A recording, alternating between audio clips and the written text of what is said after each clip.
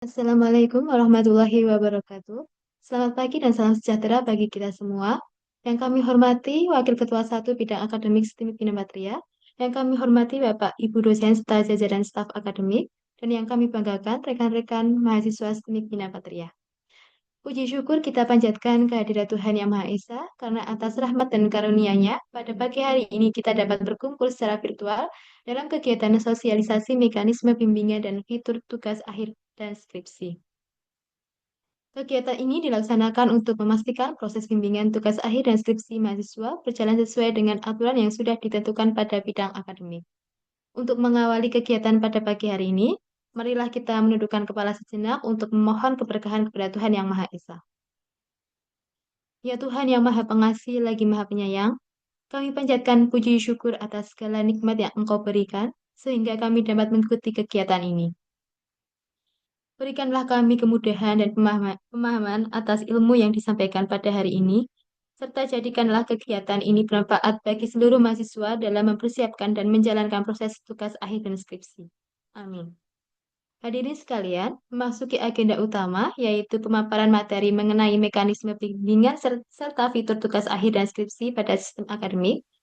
Dalam pemaparan ini akan dijelaskan beberapa hal penting di antaranya, mekanisme pendaftaran tugas akhir dan skripsi, serta timeline pelaksanaannya, pembagian prosentase pembimbingan pada dosen pembimbing, dan yang terakhir sosialisasi fitur pada sistem siakat mulai dari pengajuan judul hingga pengisian kartu bimbingan. Untuk itu, kepada Bapak Wakil Ketua 1 Bidang Akademik, Bapak Anggi, waktu dan layar kami persilahkan. Oke, baik. Terima kasih Mbak Sofia atas waktunya. Selamat pagi teman-teman semua. Untuk suara saya terdengar?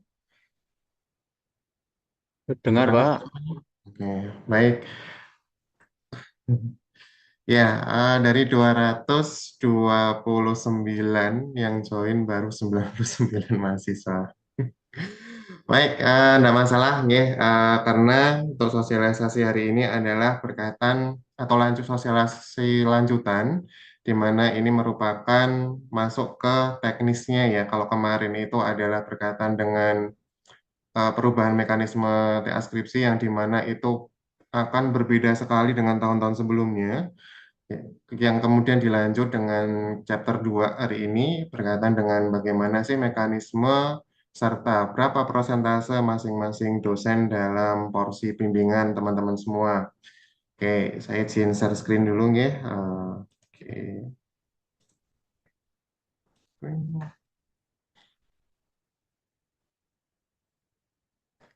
Sebentar.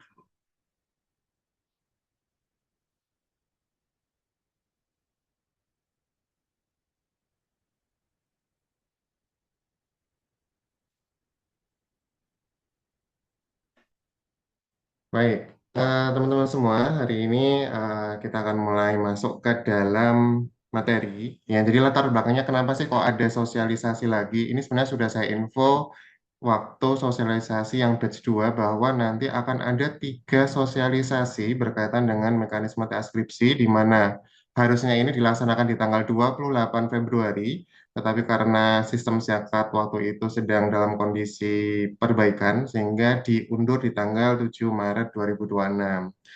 Nah, kenapa sih kok diadakan lagi? Tahun-tahun kemarin kan nggak ada, Pak, seperti ini. Ya, tahun ini di mana akademik akan melakukan perbaikan dari berbagai sisi, ya mulai dari sistem akademik, mulai dari standarisasi sampai dengan fungsi kontrol nanti, di mana teman-teman mulai Maret tanggal 30 Maret 2026 itu sudah memasuki fase semester genap, di mana semester ini bukan hanya sebagai perjalanan akademik biasa, ya. Jadi tidak sama dengan semester 1, 2, 3, 4, 5, 6 sampai dengan 7, melainkan adalah gerbang kelulusan, ya. Jadi kalau bisa dikatakan bahwa ini adalah semester penentuan bagi teman-teman baik yang di KIPK maupun yang non KIPK, ya. Jangan sampai nanti teman-teman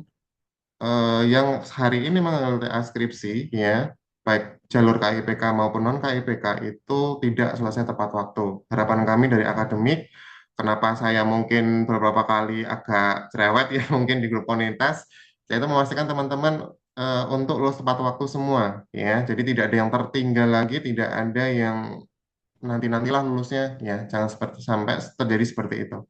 Sehingga mekanisme TA skripsi ini akan selalu kami pantau dan ini dipantaunya langsung dari Wakil Ketua Satu Bidang Akademik ya. Jadi saya langsung turun tangan langsung dalam memantau setiap progres dari teman-teman. Berarti jumlahnya ada sekitar 229 mahasiswa yang harus saya pantau. Oke.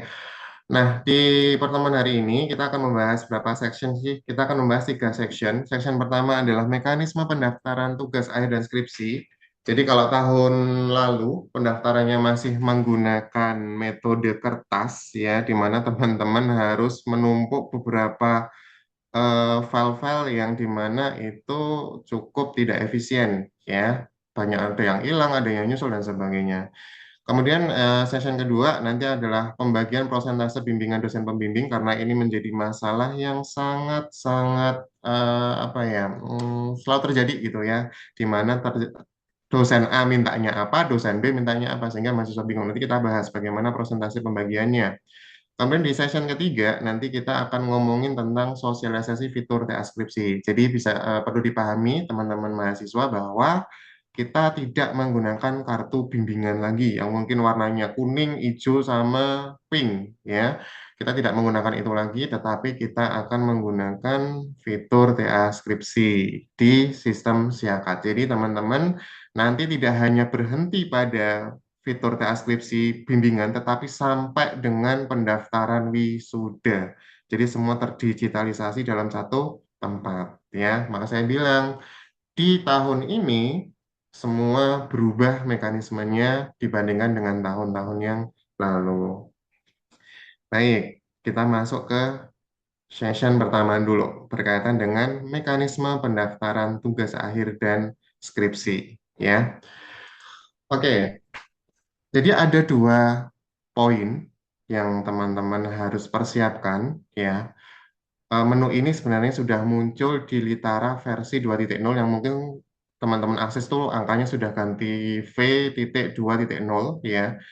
Cuman menunya masih saya hidden, belum saya publish. Nah, nanti di situ sudah ada informasi apa saja yang teman-teman harus persiapkan, serta bagaimana cara mendaftarnya. Ya, tetapi perlu saya sosialisasikan agar tidak bingung nanti, karena pendaftarnya itu nanti akan bersifat real time. Ya, jadi langsung ketika teman-teman daftar, data itu akan langsung masuk ke dalam database-nya akademik nanti. Ya, nah yang pertama ke poin A dulu.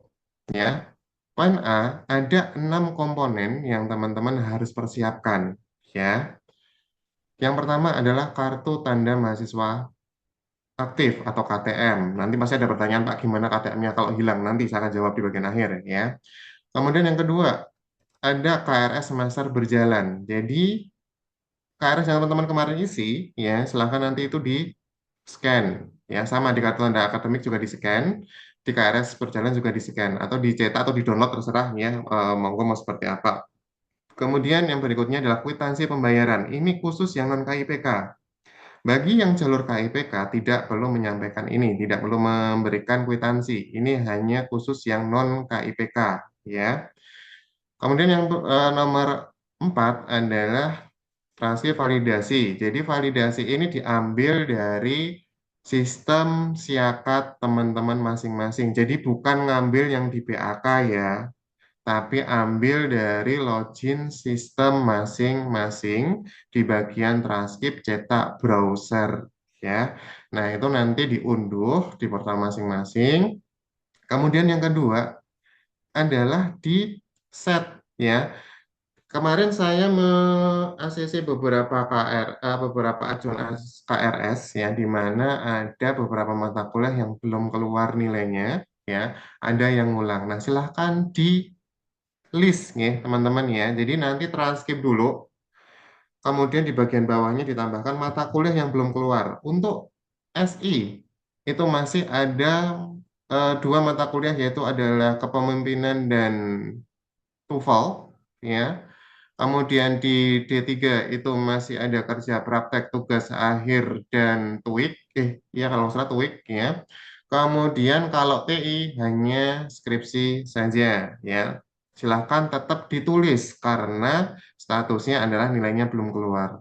Kalau teman-teman ada yang ngulang, silahkan ditulis. Sehingga nanti dari akademik akan memproses teman-teman apa yang kurang di transkripnya. Karena nanti ketika menuju ke proses pendadaran, itu ada batas minimum SKS yang harus sudah keluar ya. Jadi nggak bisa kayak model kalau tahun kemarin tuh kan masih bisa daftar ya, meskipun dengan statusnya nilainya masih ada yang kurang. Kali ini ada batasannya ya. Nanti di mana batasannya adalah sekitar 139 132 untuk S1 dan 100 untuk D3 ya. Jadi nanti akan kami validasi ketika teman-teman nanti mengajukan pendadaran ya. Selama itu belum mencapai atau nilainya ada yang kurang ya atau belum keluar, maka sistem untuk pengajuan jadwal pendadaran itu akan terkunci ya. Nah, itu nanti pendadaran akan ada lagi Zoom-nya, yang di Zoom yang ketiga nanti berkaitan dengan bagaimana cara mendaftar ujian pendadaran lewat Siakat. Nah, kali ini kita ke bagian depan dulu, ke gap-nya dulu ya. Kemudian yang ketiga, yang terakhir, yang keenam adalah bukti kelayakan judul yang telah divalidasi. Jadi teman-teman kemarin, ya, semoga dibaca itu di bagian lembar nomor 3, itu di uji kelayakan judul itu ada 3 lembar, lembar 1, lembar 2, lembar 3 itu adalah catatannya. Di mana di poin nomor 7, kalau nggak salah di poin nomor 6, itu ada tulisan untuk di backup secara mandiri. Harapan saya teman-teman sudah melakukan backup karena itu akan menjadi salah satu syarat dalam pendaftaran TA skripsi di sistem siakan nanti ya. Jadi silakan kalau belum lupa Pak gimana ya monggo silakan ketemu dengan Bu Tina gitu kan silakan di-scan mau difoto mau boleh mau di-scan silakan yang penting terbaca ya. Jadi ini ada 6 komponen yang teman-teman harus sediakan untuk syarat pendaftaran TA skripsi. Nah, 6 ini nanti di merger jadi satu file, ya. Oke, nanti di merger menjadi satu file. Nah, seperti ini, ya. KTM, kemudian KRS, kemudian transkrip nilai, kemudian mata kuliah yang belum clear ya. Berarti semester 8 ini kalau tadi sudah saya sebutkan mata kuliah di SI, Sistem Informasi dan D3 silakan ditulis karena memang kondisinya belum keluar nilainya ya. Kemudian nanti di sini ada uji kelayakannya, kemudian di sini ada kwitansi bagi yang non KI PK di merger menjadi satu file PDF ya. Caranya gimana? Silahkan boleh menggunakan smallpdf.com ya, boleh menggunakan LFPDF, boleh menggunakan Foxit, boleh menggunakan Nitro. Intinya di merger jadi satu file ya, bukan terpecah-pecah teman-teman ya, karena di sistemnya pendaftaran nanti itu jadi satu filenya, di merger ya. Jadi jangan satu-satu dan pastikan filenya maksimal ukuran 10 MB. Ya, kalau saya yakin dengan resolusi tinggi ini nggak nyampe 10 MB kok. Ya, paling-paling ya paling tinggi mungkin sekitar 8 sekian kalau HD semua. Ya, dan pastikan gambarnya terlihat jelas dan bisa dibaca. Bagi teman-teman yang menggunakan fungsi download, ya mungkin masih bisa dibaca. Tapi bagi teman-teman yang motret pakai foto scanningnya, pastikan jangan ngeblur. Baik di uji kelayakannya, ya, ataupun di KRS-nya ya. Jadi pastikan gambarnya itu jelas dan bisa dibaca. Kenapa? Kalau tadi tidak bisa dibaca, yang terjadi apa? Bisa dikembalikan nanti ya, harus diulang lagi. Nanti masih ada apa? Ada namanya syarat dan ketentuan gimana cara daftar nanti ada ya. Jadi ini poin A, teman-teman yang harus dipersiapkan nanti ketika teman-teman mau mendaftar di tanggal 9 Maret sampai dengan 31 Maret 2026 ya. Nanti ada 2 sistem yang teman-teman harus pakai ya berkaitan dengan pendaftaran TA skripsi. Oke, ini ya. Ini poin nomor ini poin paling gampang. Kalau di sini salah ya, jangan sampai salah lah. Harapan saya tidak jangan sampai salah di sini. Ya, ini poin nomor A. Kemudian berikutnya, kita akan masuk ke poin B. Nah, ini ya. Di poin B, ini teman-teman akan mengupload draft penelitian dari bab 1 sampai dengan bab 3 sesuai yang digunakan untuk uji kelayakan judul. Ya, jadi di buku panduan uji kelayakan judul di Litara itu kan sudah ada satu halaman yang menyebutkan bahwa ketika teman-teman ganti judul dan judul itu berbeda dengan waktu project proposal, maka harus siapkan bab 1 sampai dengan bab 3. Ya, silakan disesuaikan. Bab ini belum sampai bimbingan ya. Intinya adalah draft penelitian ini yang teman-teman gunakan sampai mendapatkan ACC dari dosen pembimbing 1 maupun dosen pembimbing 2 dalam uji kelayakan judul. Ya, jadi kalaupun ada revisinya, kalau sudah diperbaiki juga monggo, kalaupun belum, is oke, okay, nah masalah. Yang penting ada draft penelitiannya, bab 1 sampai dengan bab 3. Ya, dibuat dalam bentuk tab PDF, size limitnya 30 MB maksimal. Ya, saya yakin kalau bab 1 baru sampai dengan bab 3, kalau gambarnya nggak kebanyakan, nggak sampai 30. Ya, ini hukumnya wajib ya teman-teman ya. Jadi kalau teman-teman yang sudah ganti judul, ya, dan di ACC, tapi belum mempersiapkan bab 1, 2, sampai dengan 3, silahkan dipersiapkan dulu. Jangan tidak perlu yang harus dibimbingkan dulu dengan dosen, enggak ya, tapi yang digunakan untuk uji kelayakan judul itu yang dipakai untuk apa namanya salah satu syarat di poin B.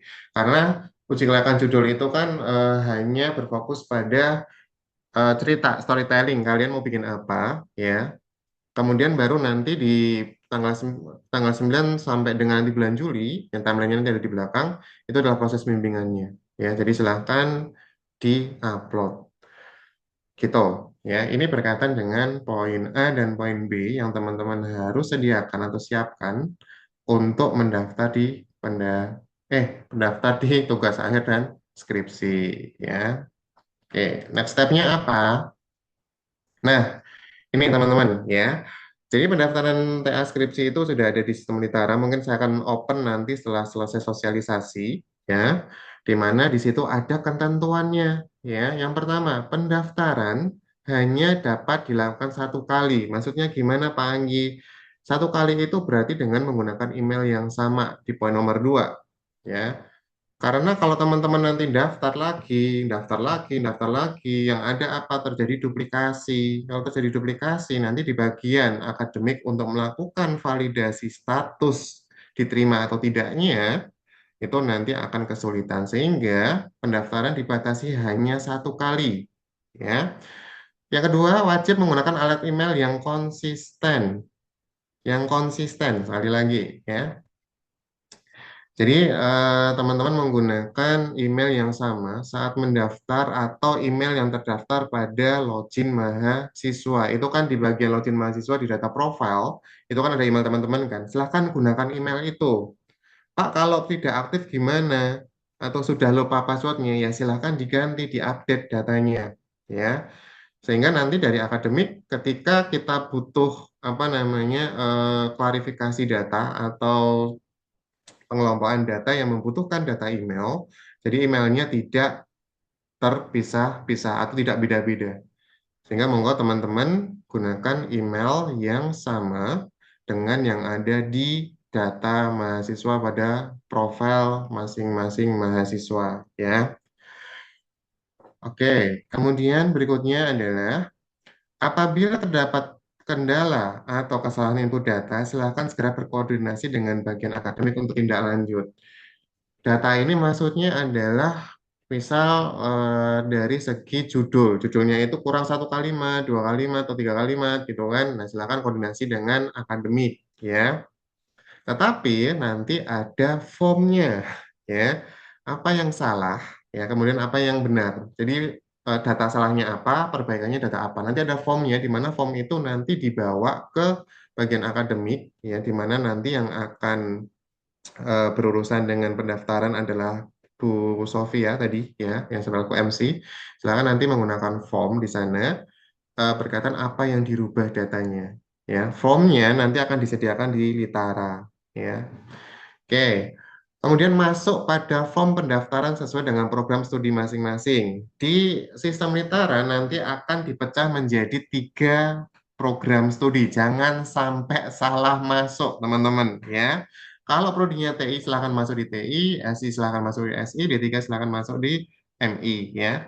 Jangan sampai salah karena data itu nanti akan ketarik sesuai dengan database yang terdaftar di sistem kami, ya.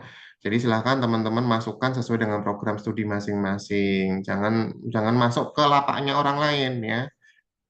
Oke, kemudian pendaftaran skripsi dibuka dari tanggal 9 Maret sampai 31 Maret 2026, ya.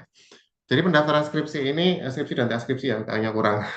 Pendaftaran TA skripsi nanti akan diadakan tanggal 9 sampai 31 Maret. Nah, teman-teman, yang perlu dipahami adalah ketika nanti salah data tadi ya, salah data itu teman-teman nanti harus menggunakan form, ada form perbaikan data, satunya form ketika kondisinya ditolak nanti, ya.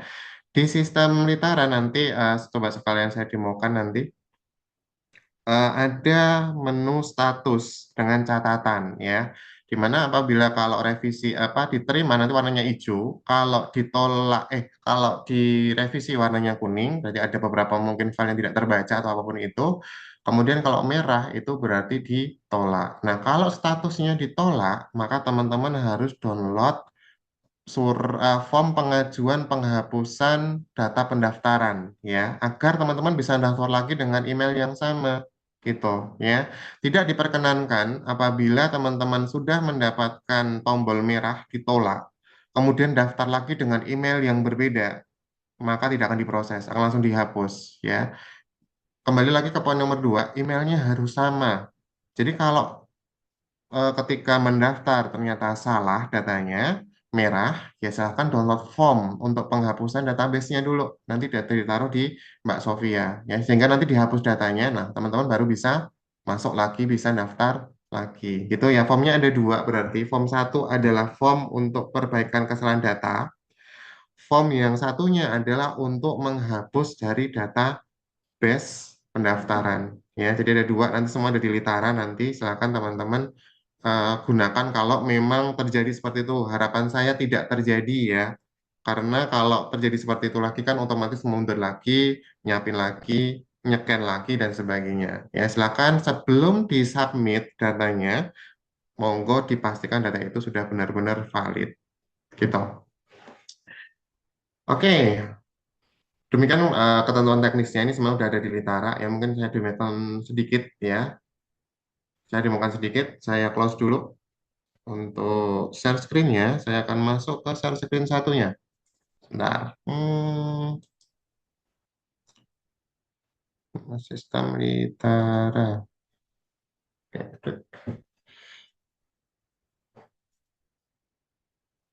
bentar.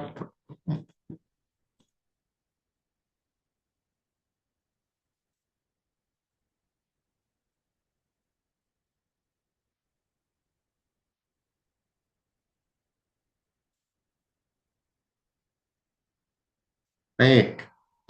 Ini sistem Litara, ya. Yang baru ini belum muncul di tempat teman-teman semua, ya. Apalagi itu kan kemarin di komunitas linknya tak hapus, ya. Siapa tahu kan udah ada yang bookmark gitu. Ini belum muncul, ya. Nanti akan saya munculkan ketika selesai sosialisasi. Nah, di sini nanti ada, ini nanti sebenarnya ya, kalau skip dulu. Di sini ada form pendaftaran tugas akhir dan skripsi. Nah, ada sistem informasi, teknik informatika, dan manajemen informatika. Nah, kita masuk ke contoh ke sistem informasi, misalnya. Nah, di sistem informasi nanti, di sini ada tadi ya syarat-syaratnya, mulai dari kartu KTM mahasiswa aktif, kemudian KRS semester berjalan, transaksi validasi, dan sebagainya, ya, sampai dengan poin B, pernyataan penting, pendaftaran wajib menggunakan email yang konsisten, dan sebagainya. Nah, di sini ini ada form, ya, formnya silahkan nanti diisi, ya, diisi formulir, misalnya uji coba deh, ya, saya isi dulu deh, oke, kita isi di sini, misal, nah, di sini di checklist ya, teman-teman ya, di checklist, kenapa? Jadi ini nanti akan ngasih salinan salinan pendaftaran di mana itu akan menjadi bukti legalitas teman-teman sudah melakukan pendaftaran, ya. Checklist aja, kemudian tanggal pendaftarannya tanggal berapa, katakanlah besok tanggal hari ini, ya. NIM-nya silakan masukkan. Ini untuk sementara NIM-nya baru baru diketik ya. Mungkin nanti hari Senin nanti ini akan berbasis database. Jadi tinggal klik dicari nama teman-teman ada nggak di situ. Tinggal diklik apa langsung diklik di situ ya. Jadi nggak ngetik mungkin nanti. Nah, cuman karena ini buat demo dulu, jadi ini masih dalam ngetik manual ya. Nanti drop list teman-teman nyari namanya ada atau tidak. Kalau nggak ada berarti kemungkinan trackingnya nggak diisi, sistem tracking yang ada di komunitas. Ya, makanya saya selalu bilang silahkan diisi trackingnya, jangan sampai tidak diisi. Ya, misal contoh aja nih, pakai NIM lama deh, NIM lama tuh. Nah, di bagian sini pakai nama lengkap ya, ini cuma buat testing tak nama simpel aja. Jalur akademiknya pastikan jangan sampai salah pilih. Kalau non KIPK ya pilih non KIPK, kalau KIPK pilih KIPK. Kita ke non KIPK ya. Judul skripsinya misal pemantauan apa ya, nanti aja ini start masih pada game misal.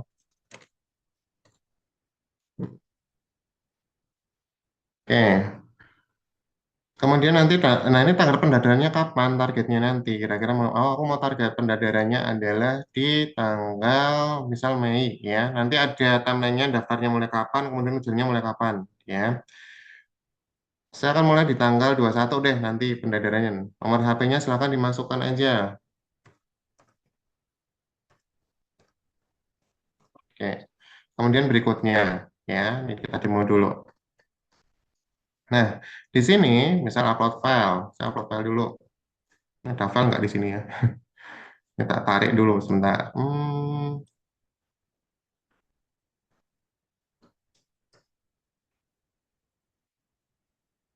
Muncul. Oke, tak contoh aja nih. Nah, teman-teman ini pastikan filenya skripsi teman-teman ya. Ini jangan karena ini batunya cuma PDF, yang penting PDF taruh gitu kan, jangan ya. Karena nanti kalau tidak sesuai datanya pasti akan dikembalikan. Ini buat contoh aja. Oke. Kemudian nanti di sini juga tambahkan file lagi sama PDF juga. Kita taruh aja yang sama.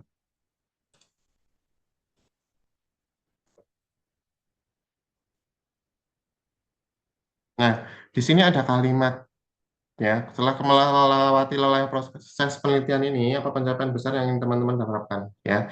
Jadi silakan diisi dengan sebaik-baiknya karena kata-kata itu doa ya. Mungkin harapan teman-teman ketika sudah selesai, saya pengen segera bekerja di Gameloft misal, contoh gitu ya. Kemudian dikirim doing ya. Nah, kalau sudah dikirim seperti ini, nanti akan ada nih responnya. Simpan formulir ini sebagai bukti pendaftaran. Ini sudah masuk ke email ya. Sudah masuk ke email. Nah, nanti berikutnya di bagian bawah ini, ya, ini akan muncul nih real time-nya nanti kita refresh dulu. Nah, nanti akan muncul seperti ini, ya. Ada tanggal pendaftaran berapa, namanya siapa, judul skripsinya apa, statusnya apa. Nah, nanti status ini dari PAK nanti. Kalau warnanya hijau, ya, kalau warnanya hijau, ini berarti teman-teman sudah diterima, ya. Tapi kalau warnanya kuning, itu berarti ada di sini ada catatan revisi. Nanti disesuaikan apa yang menjadi revisi, ya. Kemudian kalau warnanya merah, ya silahkan nanti tadi form penghapusan database dulu, ya. Jadi nanti secara real time teman-teman ketika daftar di sini nanti akan langsung datanya muncul di sini ya, sehingga nanti kita bisa lihat kalau ada duplikasi data ya yang dimana dimasukkan dengan email yang berbeda ya otomatis akan kita kembalikan langsung kita hapus ya, langsung merah nanti statusnya di sini. Oke. Nah, kemudian ini ditunggu ya karena statusnya itu akan ada pengecekan terlebih dahulu berkaitan dengan syarat-syaratnya, bisa lebih cepat ya, bisa juga nanti agak lama. Intinya ditunggu 1 kali 24 jam ya. Selalu cek secara berkala ritaranya munculnya seperti apa. Nah, di sini udah ada nih ya, diterima, revisi, ditolak. Kalau merah putih seperti ini masuk masih dalam antrian validasi gitu ya. Jadi teman-teman nanti bisa melihat punya temannya udah masuk belum, udah direvisi belum, statusnya apa, nanti bisa lihat semua di sini ya. Ini semua berbasis real time, cuman di status ini nanti akan di-set oleh BAK, oleh khususnya oleh Mbak Sofia. Nanti apabila dicek sudah sesuai dengan ketentuan, maka ini akan langsung muncul statusnya di sini. Ya, warnanya hijau, satu blok kayak gini hijau. Kalau warnanya kuning, nanti satu blok kuning, berarti revisi. Gitu. Ya, coba saya akan ACC dulu. Cuma kalau sebelum ACC ini tak stop, tak pause dulu sebentar, ya, biar gak geser. Oke, coba kita status dulu. Hmm. Ya, sebentar ini tak stop share dulu ya. Nah, tak coba ACC dulu. Sehingga nanti ketika dia sudah di ACC, apa yang terjadi statusnya? Oke, tunggu sebentar.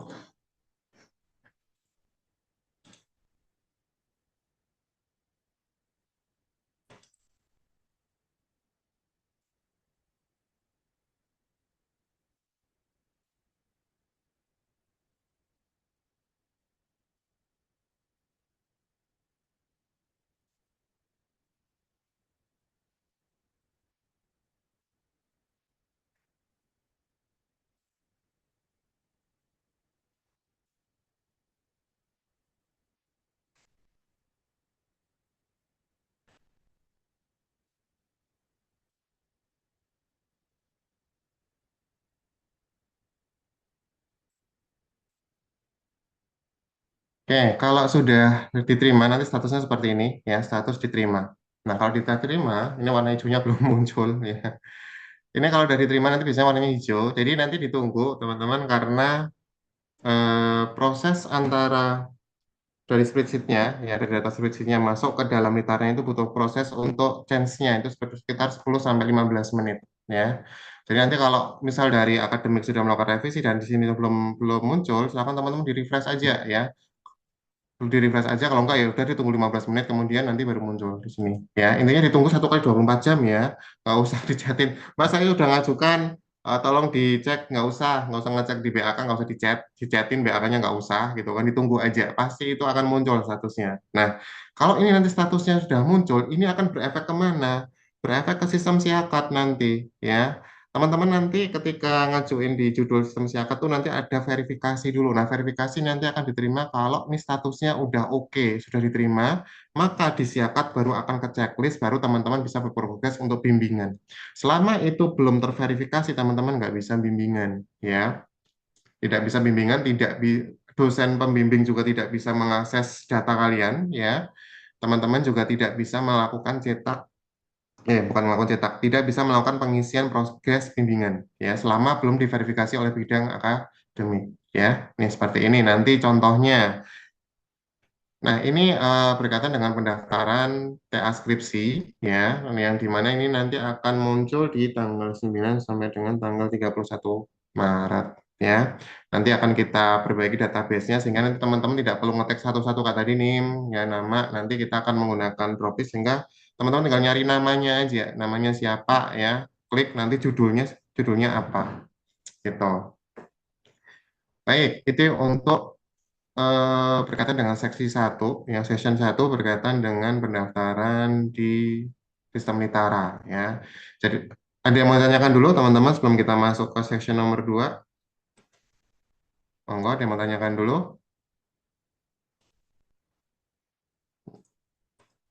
Aman nggak ini? Mohon izin Pak Lanjut. Anggi bertanya. Oke, boleh silakan, Pak. Eh, Mohon izin Pak Anggi untuk file PDF itu nantinya yang dikirim itu yang bab 1 sampai bab 3 ya. Iya, betul sekali. Terus yang di bawahnya itu kan ada upload lagi. Yang upload lagi itu yang diupload apa Pak? Hmm, baik. Jadi sembari saya share screen. Tadi mana sih zoomnya? Tuing, sebentar, Pak. Share. Oke. Jadi ada dua komponen yang harus di-share, yaitu yang pertama itu kalau poin yang awal, itu adalah poin A, Pak, yang ini, Pak, yang isinya tentang, apa namanya, syarat-syarat mulai dari KTM, kartu KRS, validasi transkrip, kemudian ini adalah nilai mata kuliah yang nilainya belum keluar, kemudian, apa namanya, uji kelayakan, sama kwitansi bagi yang non KIPK. Nah, ini di poin A, Pak. Ini poin A. Jadi nanti ada 2 poin. Poin Mhm. A itu adalah Iya. dokumen ini. Kemudian yang poin B itu adalah bab 1 sampai 3. Oh, Itu siap, Pak. Pak. Terusnya. Oke, Nih, terima kasih, Pak. nanti udah ada infonya kok di situ. Nanti Ya, intinya ketika nanti siap. melakukan upload, hati-hati dipastikan namanya jangan sama gitu. Poin A apa, poin B apa gitu. Gitu Pak Trisna. Ye. Iya, Pak. Siap, Pak. Oke, terima Baik. kasih. Ye, ada lagi? Monggo teman-teman ada yang menanyakan berkaitan dengan season 1 pendaftaran TA skripsi? Izin bertanya, Pak. Boleh, silahkan. Untuk yang kwitansi pembayaran itu yang pembayaran 1 juta apa yang dari semester berapa, Pak? Ini pembayaran untuk TA skripsi yang sesuai dengan surat edaran. Itu kalau nggak salah 1 juta seberapa gitu kan. Yang tujuh Iya. ratus ribu sama 400 ribu kalau nggak salah ya. Yang itu bukan kwitansi satu sampai ini bukan. Ini Oh, adalah baik. kwitansi pembayaran sudah daftar TA skripsi intinya itu. Bukan yang apa semesteran bukan ya. Tidak gitu. Itu Mas ya. Baik, Pak. Oke, oke. Ada lagi monggo sebelum kita pindah ke session berikutnya. Untuk yang untuk yang KTM tadi di sesi akhir Pak atau di sesi sekarang nanti penjelasannya. Oh, KTM yang hilang. Iya Pak, soalnya punya saya Oke, hilang. baik. KTM yang hilang ya. Oke, tapi untuk pendaftaran tadi udah oke ya yang di sistem semua ya. Sebelum saya lanjut ke FAQ-nya. Ada lagi nggak? Sebelum ke Mas Alfa ya, Mas. Saya ke sistemnya dulu di literanya. Udah oke, Siap. teman-teman yang lain? Oke ya, oke, baik. Oke, bagaimana kalau KTM-nya hilang? Nah, ini. FAQ-nya, bagaimana apabila kartu tanda mahasiswa hilang ya?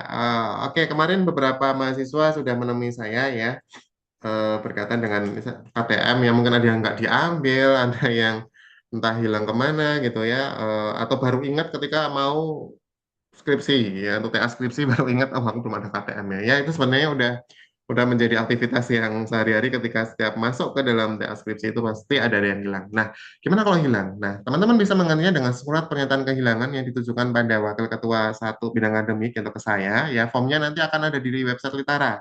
Gimana nanti isinya ada materai 10.000-nya ya di situ nanti. Kalau KTM-nya hilang atau sebenarnya sudah dicetak tapi nggak diambil ya atau memang tidak tercetak sama sekali dan baru ingat di semester 7 akhir ya. Nah, silakan nanti teman-teman menggunakan itu boleh ya, nanti tanda tangan basahnya di saya ya silakan, di-download formnya di sini diketik aja itu formnya form apa Word kok ketik aja kemudian ditempel apa namanya materai ya. Itu untuk kartu mata kalau hilang ya. Kemudian kalau salah input data tadi itu ya sudah saya jawab, bisa menghubungi BRK untuk melakukan update membawa form update data. Jadi yang updatein nanti si BAK-nya ya. Kemudian yang ketiga, nah ini kalau ditolak ya. Kalau ditolak berarti silahkan bawa form untuk penghapusan data ya. Nanti di situ teman-teman bisa gunakan. Ya, harapan saya nih poin nomor ini sama ini nggak perlu ya. Harapan saya ya poin nomor salah input data, kemudian statusnya ini kalau salah, harapan saya tidak perlu sampai terjadi. Ya, kalau ini pasti terjadi, ya. Saya bilang pasti terjadi karena beberapa mahasiswa sudah bertemu dengan saya karena KTM-nya hilang, gitu. Gitu, Mas Alfa ya.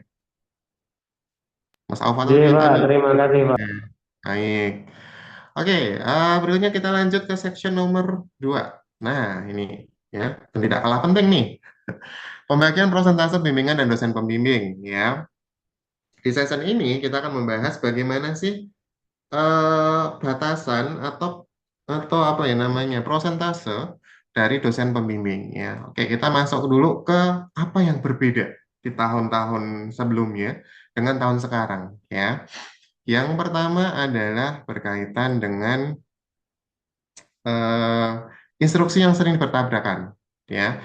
Di tahun-tahun sebelumnya, ya, karena Dosping 1 dan Dosping 2 itu boundariesnya, standarisasinya itu belum dikelompokkan secara spesifik, ya, sehingga muncul instruksi yang bertabrakan. Contohnya gimana Pak instruksi yang bertabrakan itu? Misal pembimbing 1 dalam rumusan masalah khususnya pada poin B ya. Biasanya kan kalau di skripsi itu kan yang pertama itu berhasil bagaimana merancang bangun bla bla bla bla. Yang nomor B itu adalah tentang uji kelayakan dengan dampak ini, teman-teman ya.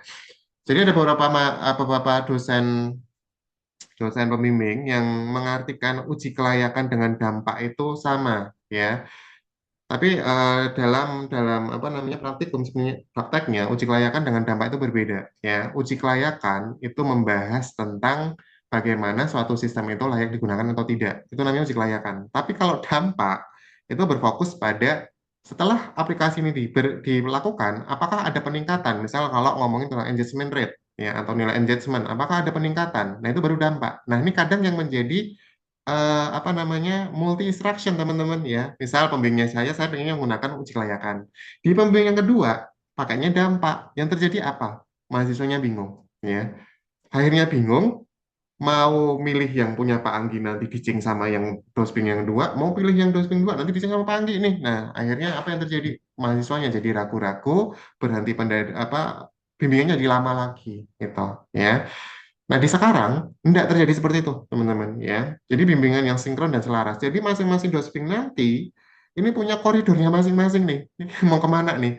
Jangan sampai nanti di A, B, C semua ditabrak koridornya. Nggak bisa ya. Ini jalannya selaras.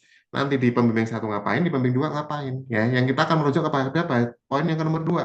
Batasan tugas pembimbing yang tidak jelas ya. Sehingga nanti ketika sinkronisasi dan selarasnya itu sudah koridornya sudah sesuai, jalurnya sudah sesuai, maka tidak ada lagi namanya batasan bimbingan yang tidak jelas ya. Pembimbing satu fokusnya di logika sistem. Pembimbing dua ikut-ikutan lagi di logika sistem. Yang terjadi apa? Karena DFD-nya sudah disesuaikan oleh pembimbing satu, ya udah clear. Pembimbing dua dirubah, lagi. Yang terjadi apa? Mahasiswanya bingung lagi, ya. Ini harus kayak gimana ini ngerjainnya? Yang satu pengen seperti ini, satunya pengen seperti ini. Sama, konflik instruction muncul lagi, ya.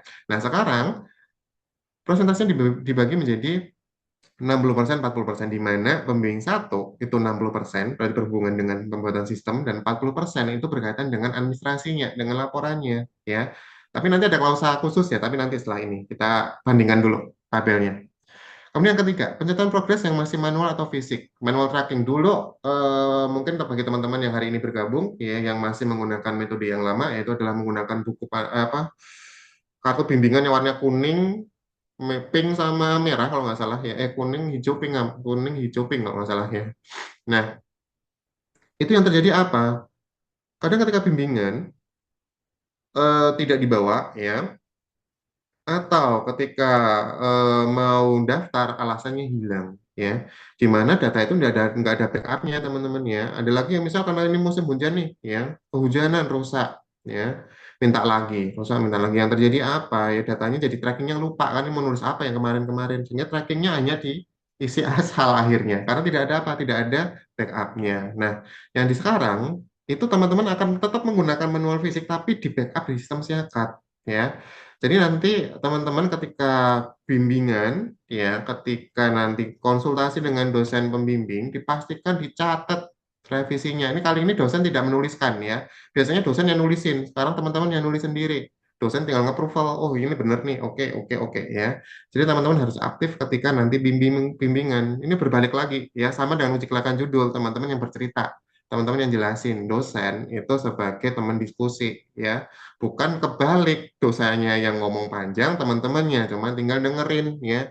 Jangan seperti itu ya, karena ini saya mendapatkan beberapa masukan ketika kemarin tanggal 24 Februari sampai tanggal 26 kalau nggak salah ya, saya close 4 hari. Itu saya menggathering evaluasi dan banyak beberapa teman dosen yang menyampaikan bahwa teman-teman mahasiswa ketika datang ke uji kelayakan judul itu ya udah datang-datang aja ya. Tapi tidak membawa apa yang mau didiskusikan, apa yang mau dibicarakan, itu nggak bawa sama sekali. Ya, harapan saya tidak terjadi seperti itu lagi ya teman-teman ya.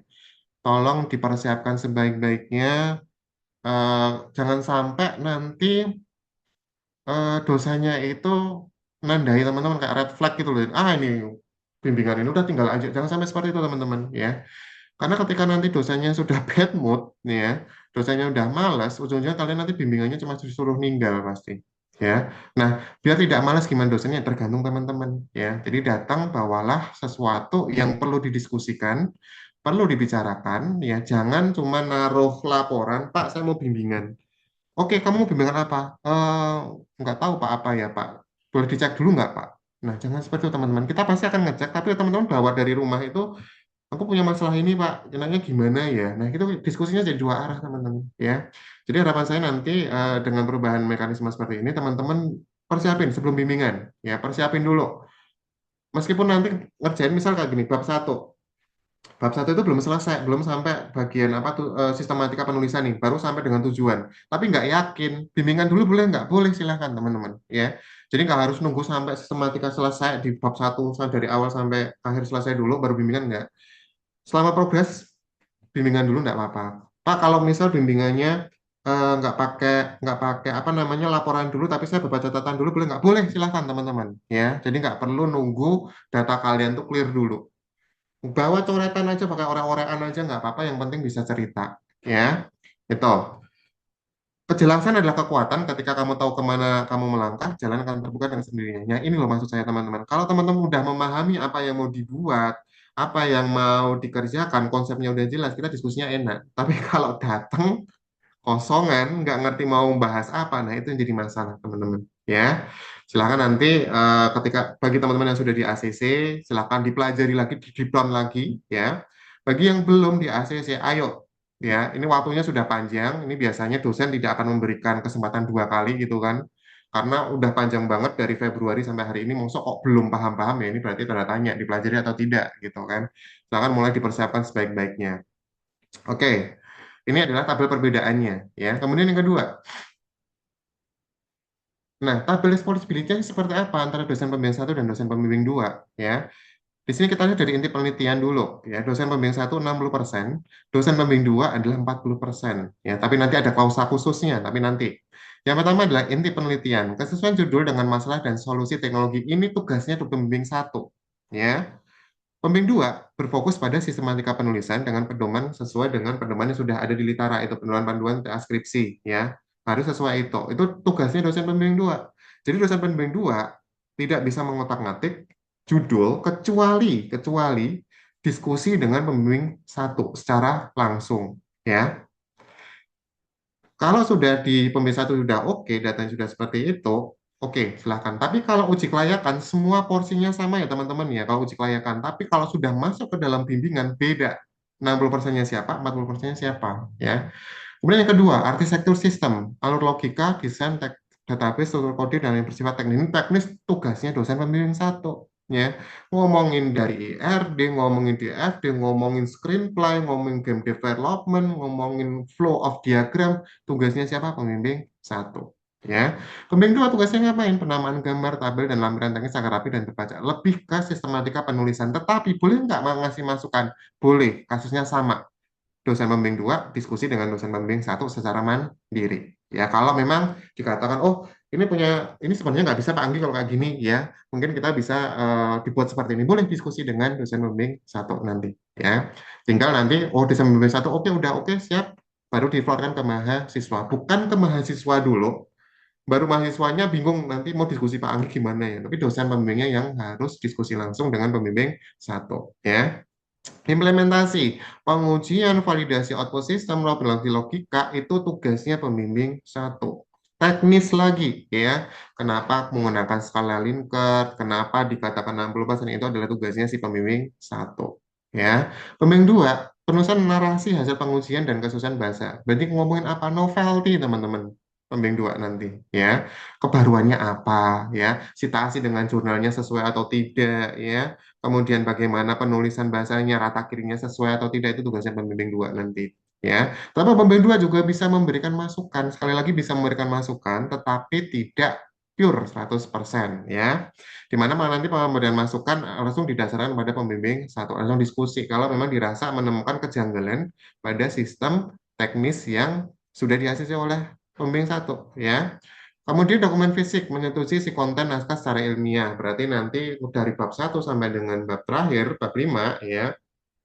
Kalau sudah dirasa oke, kan nanti kalian kan digabung jadi satu tuh. Pasti setelah bab 1, 2, 3, 4, 5 sudah di ACC kan digabung jadi satu.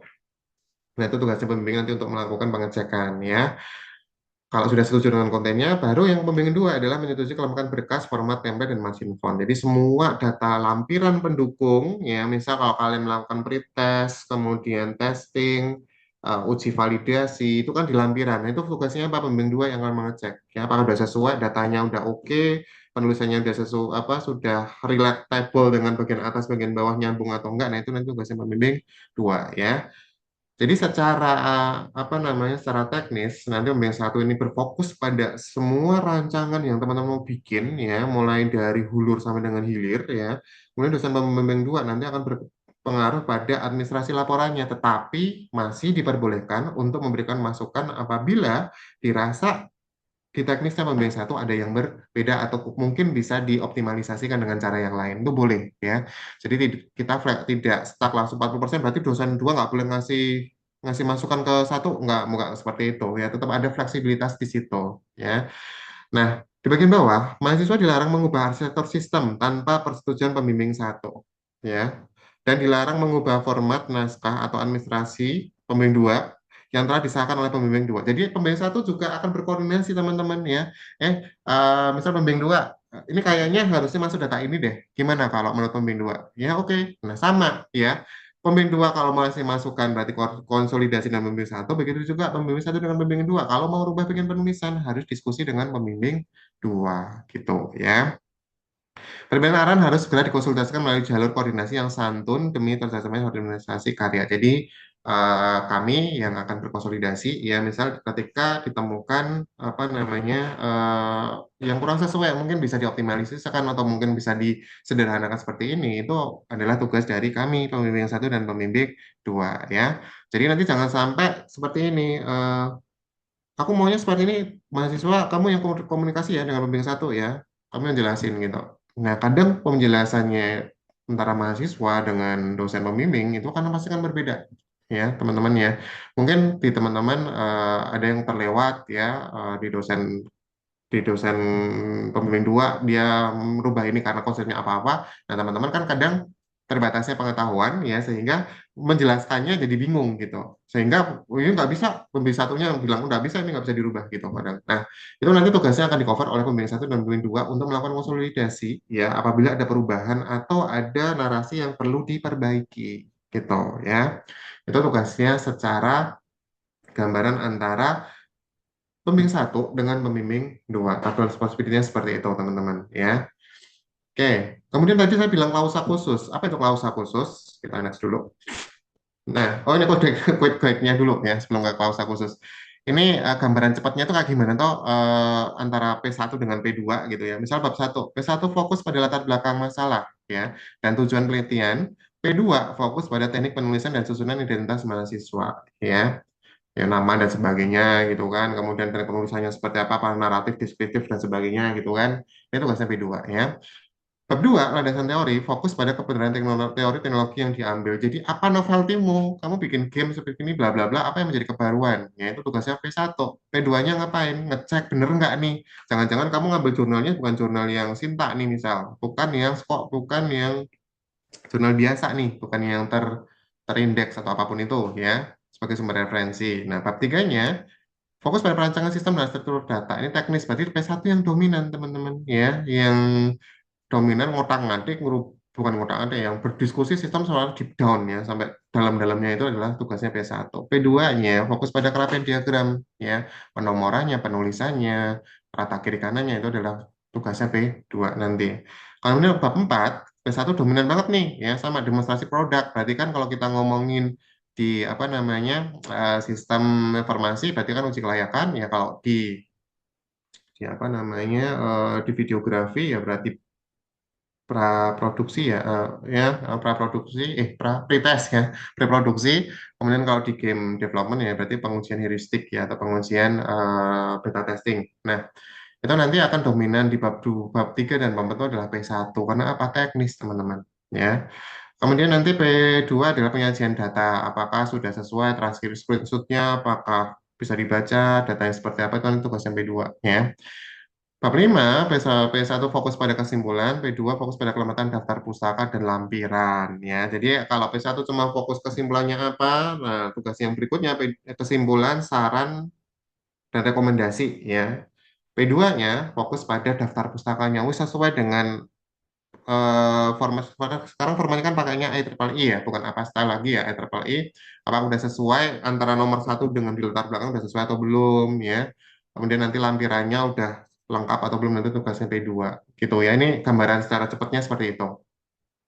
Nah, kemudian tadi saya sempat bilang ada klausa khusus ya. Klausa khususnya seperti apa sih klausa khususnya? Nah, seperti ini teman-teman ya. Jadi tidak bisa dipungkiri ya, pembagian dari P1 dan P2 itu dibuat secara proporsional. Jadi kadang misal materinya adalah tentang videografi, P1-nya malah bukan di bidang videografi, P2-nya baru di videografi ya. Ada akan terjadi seperti itu. Nah, makanya di sini ada namanya pertukaran fokus utama, teman-teman ya. Apabila dosen pembimbing 2 memiliki bidang keahlian kepakaran yang lebih spesifik dan mendalam terkait topik teknologi yang diajukan atau judul teman-teman yang diajukan dibandingkan dengan dosen pembimbing 1, maka posisi tanggung jawab akan disesuaikan secara otomatis. Dibalik ya teman-teman ya. Dosen pembimbing 2-nya akan menjadi 60%, mengambil alih kendali penuh dan substansi sistem, logika dan metodologi. Yang pembimbing 1 akan berubah 40%. Ya, begitu juga kondisi sebaliknya ya. Nah, kondisi ini kenapa? Ini bukan berarti tentang oh berarti pembimbing 1 harus 60% semua. Enggak, teman-teman ya. Karena kita dalam pembagian dosping itu kalau semua yang konteksnya apa namanya kepakaran semua kelenger pasti. Contoh misal saya ini ya, misal di videografi atau multimedia, semua di pembimbing 1 saya semua kelenger pasti ya. Sehingga dibagi ya, ada pembimbing 1 ada pembimbing 2 ya. Sehingga nanti kepakarannya akan lebih merata teman-teman ya. Tetapi nanti siapa yang membagi 60% 40% itu dosennya masing-masing. Jadi nanti kita punya dua nih. Nanti kita akan diskusi. Misal saya dengan Pak Wahyu nih, misal kasusnya sama-sama multimedia gimana nih. Nah, misal topik penelitiannya ada di bidang game development. Oke, kalau bidang game development berarti saya selaku pembimbing 2 yang memang mempunyai kompetensi di situ, maka akan berlari ke 60%. Pak Wahyu yang 40%. Tapi kalau misal berubah Pak, misal di animasi nih. Oke, animasi berarti 60% di Pak Wahyu, 40% di saya ya. Nah, bolak-balik seperti itu ya. Jadi tidak terpacu seperti ini. Oh, pembimbing 1 ini harus, tapi pembimbing 1-nya kan tidak memahami, berarti harus 60%. Enggak dipaksakan seperti itu teman-teman ya. Tetap bergeser nanti. Ini kelas khususnya ini ya. Maka nanti di datanya teman-teman jangan dirubah ya. Penyelesaian posisi dilakukan atas dasar koordinasi dan kesepakatan antara tim dosen pembimbing demi kepentingan terbaik mahasiswa tanpa mengubah posisi administratif di dalam SK. Jadi kalau SK-nya saya pembimbing 2, tapi dalam prosesnya saya menjadi dapat 60%, ya tetap di pembimbing 2. Jangan dibalik ya. Kemarin ada beberapa yang apa ya, nggak tahu tiba-tiba dibalik gitu kan. Enggak dibalik seperti itu. Jadi kalau saya pembimbing 1, misal apa Pak Wahyu tadi pembimbing 2, ya saya, kemudian saya ngambil di game development, saya yang 60%, maka tetap di pembimbing 2. Jangan digeser, ya, jangan dibalik, ya, atau jangan dipindah, jangan di-switch. Tetap sesuai dengan daftar yang sudah teman-teman terima, ya. Sesuai dengan ujian judul, jadi jangan digolak-balik. Gitu. Ya, ini berkaitan dengan prosentase bimbingan antara dosen pembimbing 1 dan dosen pembimbing 2 ya. Maka saya bilang ini akan berbeda jauh dengan pembimbingan-pembimbingan yang sebelumnya. Di mana di sini teman-teman tuh bisa jalan bersamaan ya. Misal saya mau diskusi sistem tapi sambil ngerjain bab 1 bawah, boleh Pak, boleh silahkan ya. Jadi misal jadi tidak menunggu dulu bab 1 bab 2 selesai, bab 3 lah baru bimbingan nanti stuck di instruksi A, stuck di instruksi B akhirnya mundur-mundur. Nah, di sini bisa jalan bareng ya. Bisa paralel. Teman-teman mau diskusi dulu konsepnya Pak, saya mau bikin seperti ini gambarnya gimana ya Pak. Nah, boleh diskusi sembari kerjanya bab 1 bab 2 kita. Misal seperti itu ya. Karena apa? Jalurnya sekarang berbeda teman-teman ya, jalur sistem ke sistem, jalur ke administrasi sehingga ini tidak gesekan lagi ya, tapi jalan beriringan ya gitu. Kalau tahun sebelumnya kan ya gesekan, nabrak nih ini yang mintanya A, ini mintanya B, maksudnya bingung, takut nih, nggak mau diskusi, nggak mau ngomong, akhirnya terjadi apa, berhenti bimbingannya. Nah, dari akademik tahun ini nggak akan seperti itu ya, agar teman-teman nanti tidak menumpuk di akhir ya. Nanti kalau kita ngomongin timeline ya, nanti tidak menumpuk di akhir pendadarannya ya. Oke, baik. Sampai sini, ada yang mau ditanyakan dulu berkaitan dengan presentasi dosen pembimbing? Coba. Ada yang mau tanyakan dulu, monggo silahkan. Sebelum Mungkin saya lanjut. bukan soal ini ya pembimbingnya Pak, tapi soal naskah Pak. Soalnya kan kemarin itu saya diberitahu katanya saya pakai naskah yang lama bukan yang sekarang. Gitu itu Oh, gimana? oke, naskah. Mas Alfa kan NIM berapa kemarin? Mas Alfa itu kan NIM berapa Mas? Mau lupa. 20 Pak, 20. 20 20 ya 11 kalau nggak salah ya. 11. Oke Pak. Nah, jadi gini, untuk naskah bagi teman-teman yang sudah mengambil TA skripsi sebelumnya atau sudah proposal tapi belum mendaftar TA skripsi, itu teman-teman menggunakan format yang lama, ya. Format yang lama berarti adalah panduan versi 1.0. Itu tidak menggunakan panduan versi 2.0. Kenapa? Versi 2.0 ini hanya digunakan bagi mahasiswa yang kemarin semester ganjil kemarin dapat proyek proposal karena itu baru berubah di situ. Sedangkan bagi NIM-NIM yang lama, kalau menggunakan panduan yang baru pasti bingung, ya. Bingungnya kenapa? Karena tidak mendapatkan pemaparan ini di siapa, di siapa, di siapa. Karena di panduan versi 2.0 bab 3 dan bab 4 itu kosongan, yang nggak ada poin apa yang ditulis di situ, ya. Di mana nanti poin di situ akan diarahkan oleh pembimbing 1 dan pembimbing 2, apa yang tertulis di dalam naskah itu. Nah, sehingga nanti bagi Mas Aufa atau buat teman-teman yang lain yang saat ini sudah seminar proposal sebelumnya, ya, tapi belum daftar skripsi menggunakan versi 1.0, ya. Tapi bagi teman-teman NIM 22, ya, NIM 22 ya benar ya. NIM 22 atau yang baru kemarin dapat proyek proposal berarti menggunakan versi 2.0. Gitu, Mas Aufa. Jadi nggak sama ya. Kalau sama bingung nanti pasti Enggak, Pak, formatnya.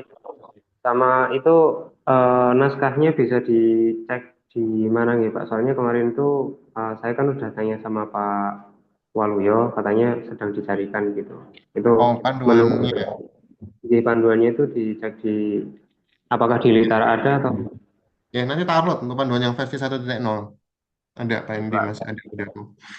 Gitu ya. Jadi yang angkatan lama tetap pakai panduan 1.0. Tapi yang baru mau daftar ini, baik mau yang transfer ataupun yang bukan, tapi sudah mendapatkan proyek proposal di semester kemarin, berarti harus pakai yang 2.0. Jadi jangan pakai versi 1.0 lagi, ya. Pakai yang 2.0 bagi yang akan mengambil, ya. Yang hari ini kena uji layakan judul. Kalau yang lama-lama kan udah enggak, ya. Oke, Mbak Inaya mau nanya apa? Silahkan Mbak Inaya. Gitu ya Mas Saya Alfa ya? kan nim, Hmm. Oke, gimana Mbak saya Inaya? kan ikut nim 21, tapi saya Hmm. kan ulang. Nah, Hmm. saya dapat minat proposal di semester 7 kemarin. Itu saya ikut yang mana, Pak? Berarti tetap pakai panduan yang versi 2.0. Kalau sudah mendapatkan Yang itu. baru ya. Heeh, Oh ya, gitu ya. terima kasih, Pak. Oke. Jadi intinya teman-teman yang kemarin dapat proyek proposal dengan versi 2.0 berarti pakai itu. Tapi bagi teman-teman yang mungkin angkatan sebelumnya belum selesai atau belum mendaftar tapi sudah seminar proposal ataupun belum, ya, tapi tidak mendapatkan materi proposal yang versi 2.0, silakan menggunakan versi 1.0 ya. Gitu. Jadi jangan jangan jangan disamakan karena apa? Kalau disamakan pasti akan bingung ya. Khususnya di bab 3 dan bab 4. Ya, itu pasti akan bingung. Oke. Itu berkaitan dengan session 2. Ada lagi yang mau tanyakan? Silahkan.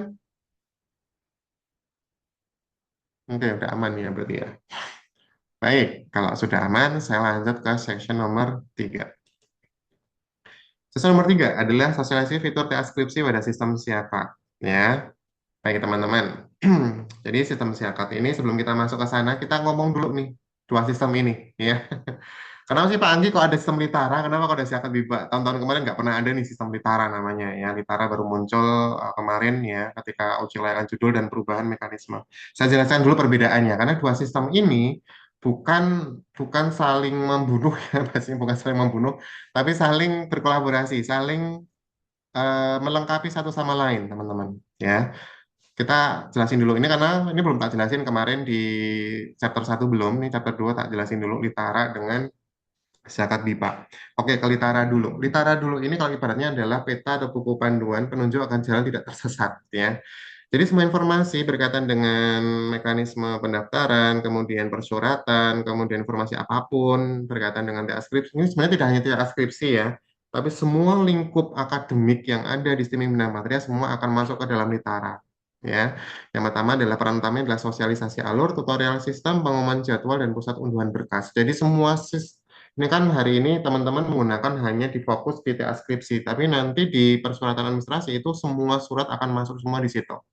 Surat perubahan apa namanya pindah kelas, kemudian surat pengunduran diri, surat aktif, surat cuti, semua akan terpusat di satu menu itu ya.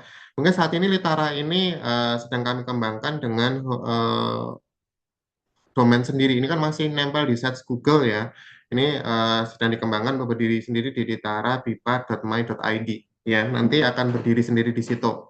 Sehingga teman-teman ketika nanti mau mengajukan surat dan apapun itu, nanti akan ada sistem login di mana di situ ada rekam apa namanya rekam rekam medis, rekam histori surat ya. Kalau misal teman-teman tuh pernah ngajuin surat apa aja, nanti akan muncul di Litara itu. Cuman saat ini sedang kami kembangkan dan fokusnya di set ini dulu ya, di Litara yang sekarang dipakai dulu ya. Oke, kemudian interaksi data ini tentang bagaimana proses dilakukan. Jadi semua informasi juga akan masuk semua di situ ya. Berkaitan dengan A dengan Z tadi yang sudah saya ceritakan, dan tutorial-tutorial ada di situ semua nanti ya, sambil jalan tapi. Kemudian yang ketiga adalah output akhir mahasiswa yang paham alur secara teknis dokumen. Jadi nanti teman-teman ketika mengajukan apa misal gini, contohnya gini aja deh. Teman-teman kalau mau ngajuin surat cuti kadang bingung kan mau kemana gitu kan. Nah di situ nanti ada alurnya, sudah ada penjelasannya, kemudian ada dasar hukumnya apa sampai dengan pengajunya seperti apa. Semua ada di Litara semua ya. Di mana Litara ini kenapa muncul karena di sistem zakat BIPA saat ini belum mengakomodasi yang saya ceritakan tadi ya. Di zakat BIPA itu belum mengakomodasi karena dia masih berfokus pada fitur database berkaitan dengan administrasi perkuliahan aja ya. Tapi untuk persyaratan, kemudian untuk tutorial dan sebagainya itu nggak bisa nempel di zakat BIPA ya. Oke, sekarang kita bergeser ke zakat BIPA-nya dulu. Paspor atau stempel resmi bukti sah bahwa perjalanan Anda diakui negara ya. Bisa dia kita akui seperti ini, Litara ya, meskipun dia berisi dengan panduan akademik dan sebagainya tidak bisa diakomodasikan sebagai sistem apa ya, sebagai sistem secara sempurna untuk akademik, nggak bisa ya.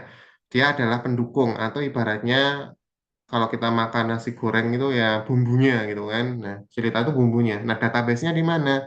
Database-nya ada di zakat BIPA. Kenapa kok nggak bisa disebut apa namanya bukti sah, Pak? Karena zakat BIPA ini, sorry, karena Litara ini tidak nempel di PD Dikti. Ya, dia berdiri sendiri independen sebenarnya sebagai pendukung dari sistem Bina Patria, sistem Siakat. Nah, sistem Siakat ini database-nya tersinkronisasi dengan data PDDikti, sehingga data PDDikti dengan data Siakat itu sama ya.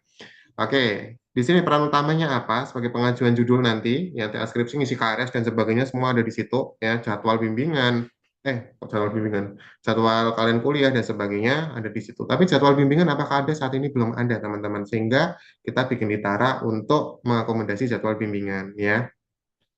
Kemudian interaksi data, tempat melakukan eksekusi kayak kemarin kalian KHE, apa KRS, jadi eksekusi dari mana sih? Ya siakat ya. Litara apa bisa? Enggak bisa ya. Litara hanya sebagai fungsi informasi akademik aja ya. Kemudian output akhirnya sampai dengan teman-teman nanti wisuda ya. Jadi nanti akan berurutan teman-teman ketika teman-teman daftar, ngajuin jadwal pendadaran, dinyatakan lulus yudisium, kemudian mendaftar apa namanya wisuda sampai dengan nanti ijazah ya, semua di sistem Siakat. Litara hanya sebagai media informasi ini ya. Jadi nanti teman-teman akan pakai dua sistem ini sebenarnya ya. Sistemnya di Siakat tidak ada di Litara, ya. Di Litara tidak ada di sistemnya Siakat. Ya, jadi ada dua sistem yang teman-teman akan pakai nanti ke depan ya. Jadi jangan malas-malas, jangan capek-capek buat buka ya, karena verifikasi pendaftaran di Litara, verifikasi judul di Siakat ya. Silahkan kalau perlu di bookmark ya. Jadi kalau mau buka tinggal lihat aja. Ini khususnya saat ini Litara belum ada login ya. Mungkin nanti ke depan ada login lah. Kalian akan login masing-masing di data mahasiswa nanti masuk ke Litara ya. Oke, itu perbedaan mendasar antara Litara dan sistem Siakat ya. Jadi dua-duanya dipakai ya teman-teman ya. Jadi nggak salah satu toh. Baik, kemudian kita next. Nah, bagaimana penggunaan fitur transkripsi? Nah, ini kalau saya demokan sekarang di sini bakalan lama banget ya. Di sini di sistem Litara sudah ada tutorialnya ya, mulai dari section 1 pengisian garis dan transkripsi saya yakin udah bisa semua ini ya. Kemudian section 2 adalah pengajuan judul TA dan skripsi. Section 3 adalah verifikasi judul. Section 4 adalah pengisian kartu bimbingan. Ini di level mahasiswa. Level dosen ada lagi, di level BAK ada lagi. Ya, jadi silakan nanti kalian dilihat satu per satu. Ditonton, kalau bingung boleh silakan nanya di grup komunitas ya. Jangan ditanya, tapi nontonnya jangan loncat-loncat ya, jangan di skip-skip, dilihatin ya, dari awal sampai akhir ya. Ini mungkin season 1 sekitar 3 menit, season 2 sekitar 4 menit, verifikasi judul sekitar 8 menit, pengisian kartu bimbingan itu sekitar 10 menit kalau nggak salah ya. Silakan dilihat secara bertahap. Jangan sampai salah ya dalam pengisian. Kalau KRS nggak mungkin salah lah ya. Pengajuan judul, verifikasi judul, dan pengisian kartu bimbingan itu jangan sampai salah ya, karena itu nanti akan ketarik sampai dengan dari hulu sampai dengan hilirnya ijazah dan transkrip kalian, dan ketarik sampai sana nanti. Kalau salah judulnya berarti datanya yang kalian inputkan salah ya. Kali ini BAK tidak akan memasukkan data secara mandiri lagi, tapi yang isi data siapa? Teman-teman mahasiswa. BAK hanya sebagai monitoring ya, monitoring kemudian melakukan checklist verifikasi. Nah, salah apa bener ini nyatet, itu tugas kalian buat ngecek ya. Jadi monggo dipastikan datanya sudah valid. Oke, bagian akademik telah menyiapkan panduan lengkap ya. Persilakan rekan-rekan untuk mempelajari secara mandiri agar proses pendaftaran berjalan tanpa kendala ya. Sekali lagi ada proses verifikasi di mana proses verifikasinya disiapkan itu akan diverifikasi apabila yang di Litara itu statusnya sudah diterima ya. Jadi kalau belum diterima di sistem Litara, maka di sini juga tidak akan diverifikasi ya, gitu teman-teman. Baik, ini alur alur umumnya kondisi KRS, kalian sudah ngisi KRS kemarin ya, dari tanggal 5 6 7 ya. Kemudian kalau sudah masuk ke menu TA, ajukan judul dulu dan cetak form pengajuan. Nanti kalau sudah ngajuin judul, nanti di bagian atas itu ada satu menu cetak form pengajuan. Silakan dicetak formnya ya. Dikasihkan minta tanda tangan oleh Kaprodi. Datanya disimpan. Suatu waktu itu akan digunakan ketika pendaftaran pendaderan ya. Nanti akan diminta itu data ya. Ketika kalian ngumpulin apa itu hard file-nya, 3 hard file itu loh ya. Nanti kan ketika pendaderan harus ngumpulin hard file tuh. Nah, itu nanti akan diminta itu datanya ya. Kemudian di step 3, setelah diverifikasi, cetak form permohonan untuk dosen pembimbing ya. Jadi ada formnya, form permohonan. Silahkan dicetak satu-satu. Dikasih Pak Anggi satu misal dengan saya ya. Dikasih misal dengan Mas Kanavi, di satunya dikasih Mas Kanavi itu. Ya, nanti cetak 2. Kemudian step 4, kalau sudah selesai semua, maka kartu bimbingannya sudah bisa diupdate, teman-teman bisa berproses ya. Nanti ada di sini nih linknya ya, nanti tak share apa materinya, silakan teman-teman nanti bisa cek atau cek di apa sistem Litara nanti sudah muncul pasti ya. Stepnya ini teman-teman ya, tapi adapun tutorialnya masing-masing silakan nanti dilihat di video tutorialnya. Kalau saya dimakan di sini lama pasti ya, karena ini saya ngajuin ya, kemudian BAK harus verifikasi, balik lagi ke mahasiswa, mahasiswa ngisi, balik lagi ke kelempar ke dosen pembimbing mau verifikasi, baru balik lagi ke kalian. Stepnya banyak, yang bolak-balik. Jadi kalau saya demokan di sini nggak akan cukup waktunya. Silakan nanti dilihat tutorialnya. Kalau bingung, silakan feel free chat di komunitas. Tanya, Pak, ini saya stok gini, enaknya gimana atau harus gimana setelah step ini. Silakan, boleh teman-teman ya. Oke, baik. Dari sini ada yang mau ditanyakan untuk session 3 berkaitan dengan sistem siakat dan Litara? Aman semua? Ini jam berapa ini? Oh ya, 15 menit lagi. Ada yang mau tanyakan untuk session ini? Aman? Belum, Pak. Aman ya? Ada yang mau tanya nggak? Kalau mau tanya, resign aja, nggak apa-apa. Oh, nggak ada. Ya wes, kalau nggak ada tak lanjut. Baik, sekarang kita masuk ke special section ya. Sectionnya. Nah, special section berkaitan dengan timeline kelayakan judul, bimbingan, dan pendadaran. Ya, ya kita lihat timelinenya. Twing. Nah, ini timelinenya. Saya menggunakan metode tunnel ya, funnel. Baik, teman-teman, nanti sekarang kita ada di proses ini nih, ya, uji kelayakan judul, pendaftaran TA skripsi, ya, ada di sini kita saat ini, ya, di mana nanti uji kelayakan judul akan dibuka sampai tanggal 6 April 2026, ya.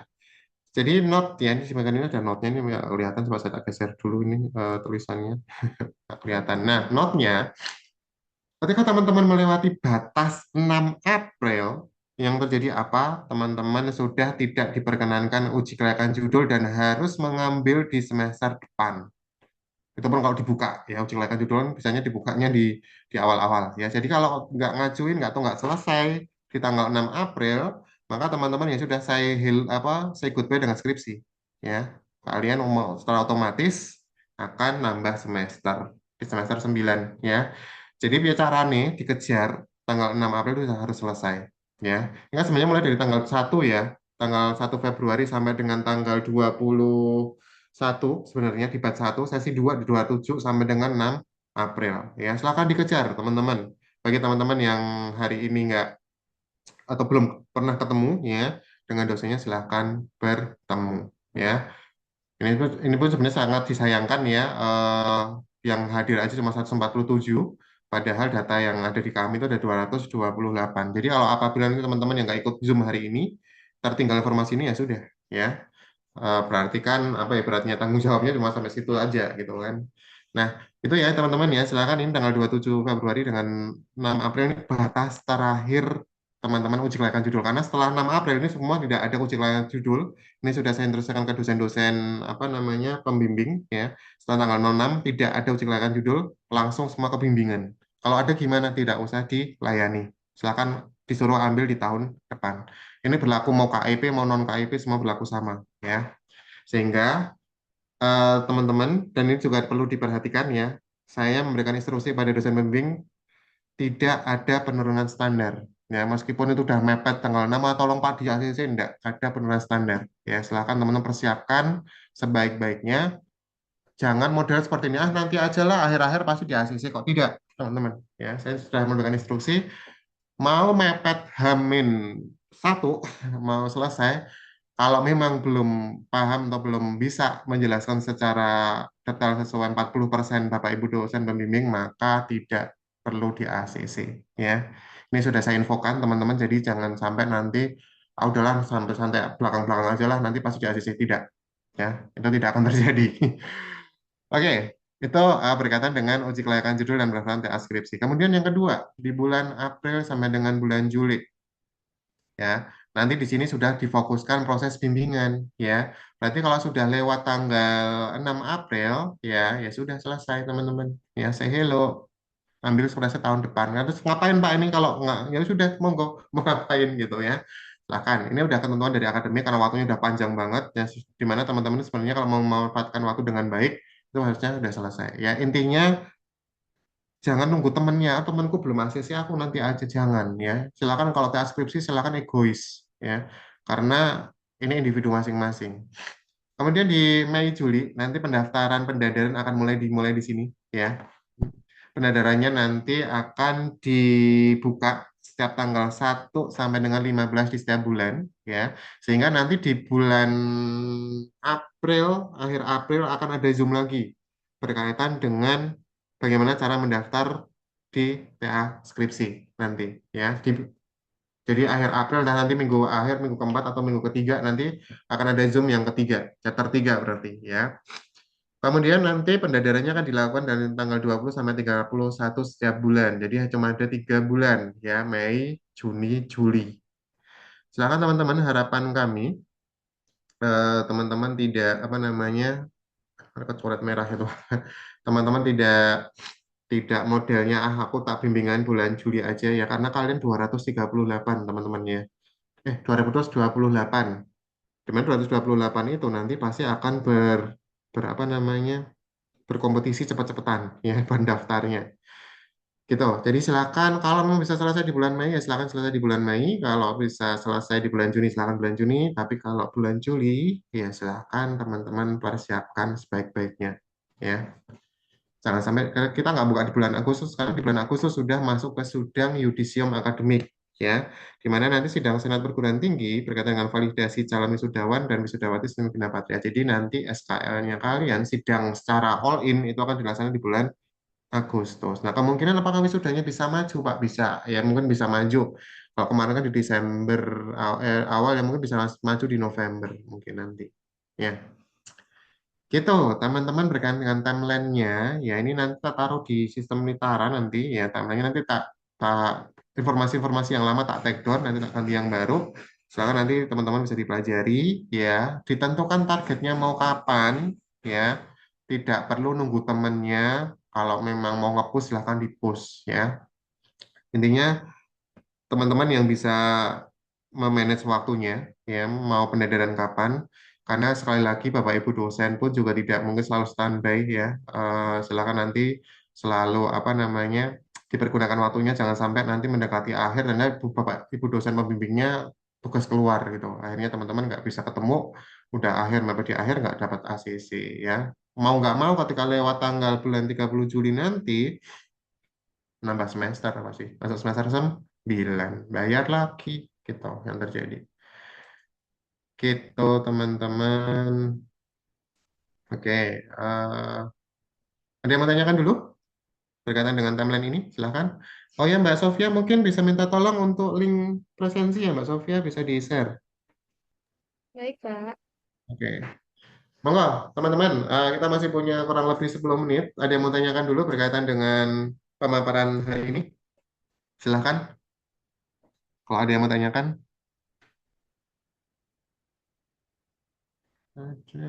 Stop dulu, stop. Silakan kalau ada yang mau ditanyakan. Kalau malu malu apa?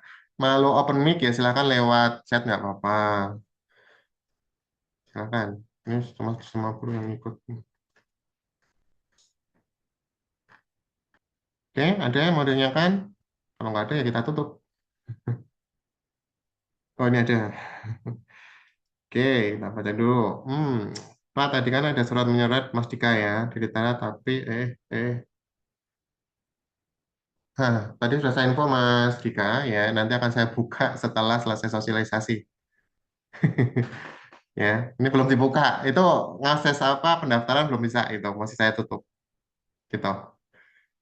Oke, gitu Mas Dika. Oke, berikutnya Pak izin bertanya, berarti sebelum tanggal 10 April proses bimbingan belum dimulai 10 April. Oh, 10 April. 9 toh, Mbak. 9 toh maksudnya.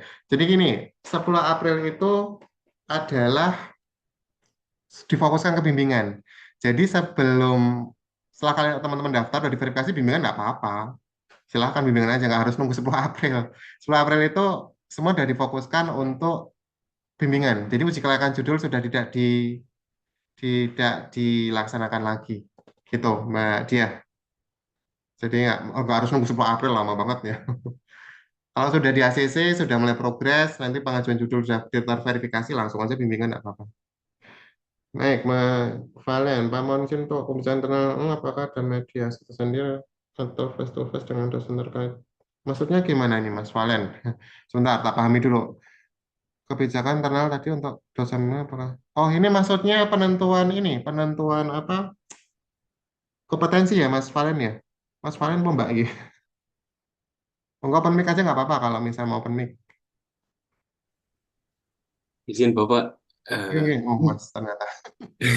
Gimana jadi tadi maksudnya? kan jadi tadi di kebijakan internal itu kan sudah dibilang bahwa tidak harus dirubah untuk namanya, hanya hanya perpindahan untuk kompetensinya tergantung dari dosen-dosen terkait.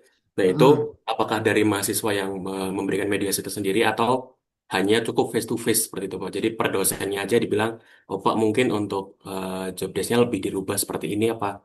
Bagaimana seperti itu kurang lebih? Hmm, oke. Baik. Berkaitan dengan pernyataan Mas Valen, itu nanti yang melakukan konsolidasi adalah dosen mandiri, Mas Valen. Jadi yang menentukan siapa 60%, siapa 40% itu dosennya masing-masing. Jadi mahasiswa tinggal datang aja. Nanti dosen yang akan memberikan briefing. Misal Mas Valen, berarti nanti karena judulnya ini kompetensinya di saya 60%, maka 60% di saya ya. Nanti 40% di dosen berikutnya. Gitu Mas Valen. Jadi mahasiswa nggak diributkan dengan itu lagi. Itu sudah saya infokan ke dosen pembimbing di kemarin kok, minggu 3 hari yang lalu, untuk segera berkonsolidasi siapa yang mau 60%, siapa mau 40%. Jadi nanti mahasiswa tinggal datang aja buat bimbingan. Gitu Mas Oke, Valen. Mm-mm. oke siap. Baik Bapak, terima kasih nih. Ya, sama-sama. Monggo ada lagi, silakan. Mumpung masih ada medianya, teman-teman ya. Karena setelah ini kan sudah berfokus apa nih? Mas Adian, tidak ada batasan maksimal. Selama sebanyak mungkin, monggo gitu kan. Eh kalau mau apa, nggak ada kuota yang penting dari 1 sampai 15 dibuka terus. Nanti setelah tanggal 15 di close, ya itu berapa yang daftar, ya itu akan dilaksanakan ujian penyederan. Jadi tidak ada batasan kuotanya berapa. Gitu Mas Adian. Baik, Aman. Pak. Oke, ini Pak, setelah isi karya, setelah saya mengisi judul skripsi yang siap, Pak, yang judul utama. Oke, Mas Syah, untuk mengisi judul skripsi nanti bisa dilakukan ya, ketika nanti sudah dibuka sistemnya. Tapi pastikan dulu uji kelayakan judulnya selesai dulu. Karena apa pendaftarannya, sorry, pendaftaran TA skripsinya selesai dulu. Karena kalau pendaftaran TA skripsinya belum selesai, di sistem nggak akan diverifikasi. Ya, kalau belum statusnya belum diterima gitu. Jadi silakan nanti ngisi boleh, ngajuin dulu boleh ya, tapi selesaikan di pendaftarannya dulu. Ketika pendaftarannya statusnya udah diterima, baru di Siakat akan diverifikasi lanjut untuk bimbingan. Gitu ya Mas Syah ya. Oke, monggo. Ada lagi? Silakan. Jangan sampai nanti setelah ini bingung mau ngapain gitu kan. Monggo mau ada medianya. Kalau malu open mic silakan di chat, nggak masalah. Ini masih ada 3 menit lagi. Oke, cinta untuk panduan penulisan yang pasti. Sudah ada di Litara, Mbak Triyuli, di bagian halaman depan untuk versi 2.0. Silakan turun setelah chatbot. Setelah chatbot itu ada apa namanya? Ada pintasan. Nah, di situ ada panduan. Silakan diklik. Gitu, Mbak Triyuli.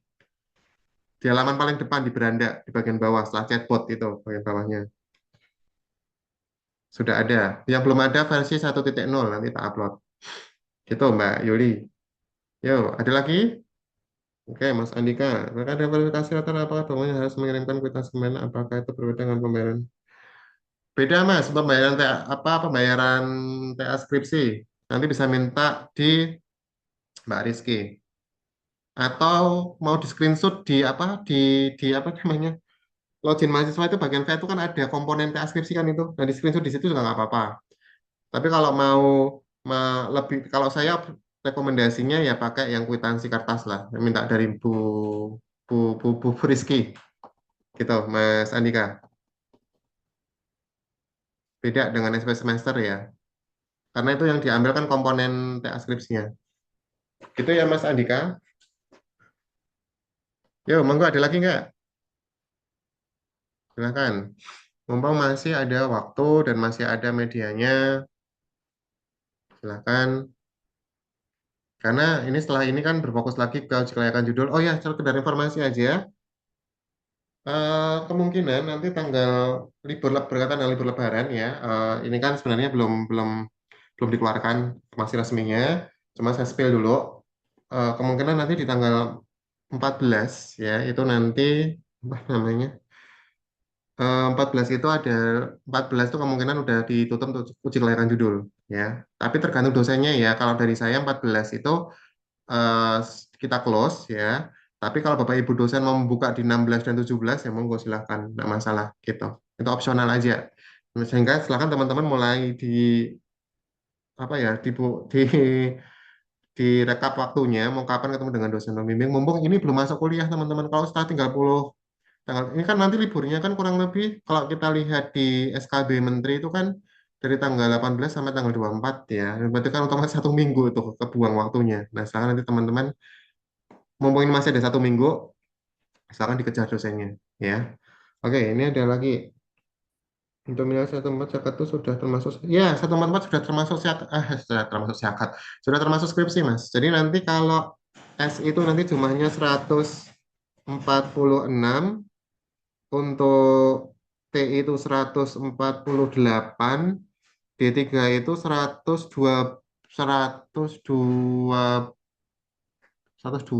kalau nggak salah ya, atau 111 gitu kalau nggak salah ya, sekitar itu. Jadi 144 itu sudah termasuk skripsi. Nanti kalian dapatnya nggak 144 ya, ya 146 kalau nggak salah gitu. Oke, ada lagi? Kita Mas Bayu ya. Jadi udah sama dengan skripsi. Enggak, ada lagi nggak? Silakan.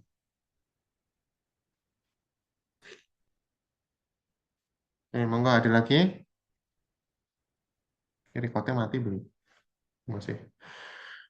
Monggo, kalau sudah cukup, udah nggak ada, ya wes, kalau nggak ada. Baik, teman-teman, kalau hari ini berkaitan dengan sosialisasi ini saya sudah sampai di sini ya. Apabila nanti teman-teman ada hal-hal yang perlu ditanyakan, silahkan koordinasi atau boleh nulis di komunitas ya. Grup komunitas itu bebas kok kalau mau teman-teman mau diskusi di sana ya. Jadi bukan bukan sebagai informasi semata, tapi kalau ada yang menanyakan langsung aja ke situ. Nggak perlu langsung ke Japri saya, nggak apa-apa, langsung tanya di situ, gitu ya. Jadi jangan malu intinya, jangan malu kecet di situ, gitu. Masa pertanyaan-pertanyaan receh pun nggak apa-apa, ya. Selama itu bisa membantu teman-teman dalam berproses untuk ya skripsinya, ya. Dan tidak akan dibilang wah pertanyaan tak gitu kok, pertanyaan enggak akan seperti itu, ya. Karena ini grupnya sepi banget di komunitas, nggak ada yang tanya, tapi nembaknya ke saya semua, japri semua ya, saya balasnya satu-satu banyak banget, ya. Silahkan tanyakan di komunitas aja, sehingga nanti kalau ada pernah ditanyakan, bisa di bisa dicek di situ ya. Itu teman-teman. Eh, Terima kasih buat kehadirannya di 145 mahasiswa. Ya saya apresiasi banget buat teman-teman yang hari ini hadir ya. Saya yakin di antara teman-teman pasti ada yang bekerja ya di hari ini libur karena ini ada kelas paralel juga. Saya apresiasi karena teman-teman bertanggung jawab tentang skripsi dan TA yang diambil ya. Bertanggung jawab untuk benar-benar effort secara maksimal agar selesai tepat waktu ya. Apresiasi banget. Pertahankan ya, jangan sampai nanti ngedor di tengah jalan. Meskipun saya yakin akan banyak drama yang terjadi nanti di selama prosesnya. Tetap semangat ya. Tetap kembali ke alasan teman-teman untuk menyelesaikan tepat waktu dan selalu semangat. Apapun ada kondisi yang harus didiskusikan dan secara pribadi, di Litara, di bagian bawah sendiri itu ada ruang teduh mahasiswa. Kalau mau curhat atau mau memiliki masalah berkaitan dengan TA skripsi yang mungkin teman-teman mau cerita susah gitu kan, silakan tulis aja di situ ya. Nanti akan dari kami dari akademik ya, itu nanti akan kami baca ya. Itu yang bisa baca saya aja kok ya, cuma BK1 yang bisa baca. Jadi nggak apa-apa, silakan kalau ada hal-hal yang mungkin menggundahkan hati teman-teman berkaitan dengan proses ini, khususnya kalau ada masalah dengan dosen pembimbing ya, silakan masuk di sana nggak apa-apa. Ya nanti kita coba cari solusinya yang terbaik buat teman-teman seperti apa. Oke, mungkin itu aja. Saya kembalikan ke Mbak Sofia. Monggo, Mbak Sofia. Thank you. Baik, Bapak Anggi, terima kasih kepada Pak Anggi selaku Wakil Ketua Satu Bidang Akademik atas pemaparan materi yang sangat jelas dan informatif. Hadirin sekalian, demikianlah seluruh rangkaian kegiatan sosialisasi mekanisme bimbingan dan fitur tugas akhir dan skripsi pada hari ini. Semoga informasi yang telah disampaikan dapat memberikan pemahaman yang jelas bagi mahasiswa dalam menjalankan proses tugas akhir dan skripsi sesuai ketentuan akademik yang berlaku. Mari kita tutup kegiatan ini dengan doa. Ya Tuhan yang Maha Bijaksana, terima kasih atas kelancaran kegiatan pada pagi hari ini. Semoga ilmu yang diperoleh dapat bermanfaat dan memberikan kemudahan bagi mahasiswa dan dalam menyelesaikan tugas akhir dan skripsi mereka. Amin. Wassalamualaikum warahmatullahi wabarakatuh.